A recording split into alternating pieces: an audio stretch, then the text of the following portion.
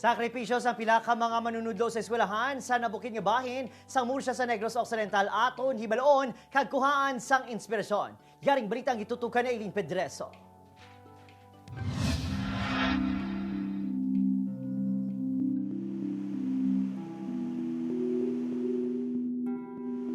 Sa magamay nga kwarto nga ini sa sulod sang eskwelahan nagatiner ang 5 ka mga manunudlo sang Antawan Elementary School sa sitio Antawan, Barangay Canlandog sa banwa sang Murcia, Negros Occidental.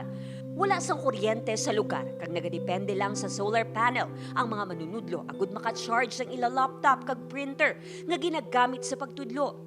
Kapinwalo ka kilometro o kung mga 2 ka oras ang kinahanglan nga lakton agud makalabot sa eskwelahan sa diin nagahulat ang 113 ka mga estudyante nga luyag man makatapos sa pag-eskwela.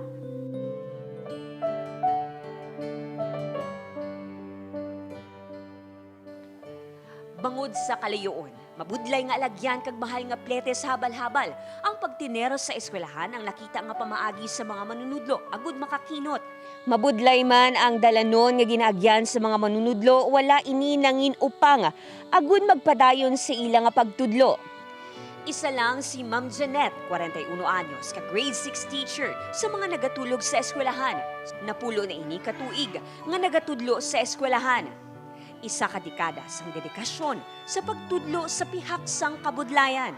God sang pagid nga ang amon gid nga lakat nga kalayo and then ang pagid nga background sang school sang lugar nga daw may ara gid siya nga daw naging history na nga amon siya nga klase sang lugar nga daw kadelikado. But ang hambal ko is hindi ko pwede nga mag-refuse. Kay nga asilin ko hindi man niya ang tawo ang akong katuon ko ang lugar kundi ang ako niya obra. Kabaylos sang iya sakripisyo, ang sakit nga mapalayo sa iya ginikanan, ilabi na sa Iloy nga masobra 80 anyos na. Sa akon is ang akon nga nanay nga bayaan ko every Monday or Sunday mabudlay pero galing kati ang ilang so suporta nga ara mangyapon sa imo kay tinentindihan nila nga maybe ang ako nga call gid sa teacher ara gid sa Parklang School. Ginapanginbulahan naman sang teacher in charge sang bulutuan ang mga manunudlo sa ila dedikasyon kag pagpalangga sa ila propesyon. Una, proud ko sa ako ni mga teachers, sa ako ni mga subordinates, kay ka mga wala balaga reklamo kung tagaan ko task, kay siling ko anyway para mani sa aton, kag sa kabataan, kag sa community as well.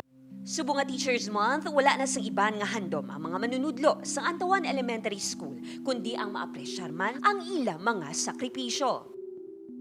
Upod kay Ruel Bangoy, Eileen Pedreso, One Western Visayas.